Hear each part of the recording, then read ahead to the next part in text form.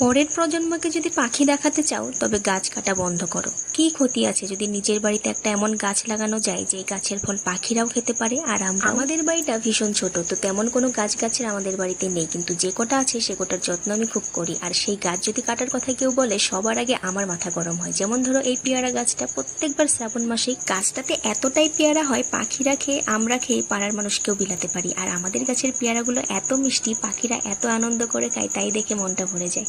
যাই হোক, পেয়ারা কিন্তু দুই রকমের থাকে, সাদা আর গোলাপি। তোমাদের কোনটা ভালো লাগে কমেন্টে জানিও।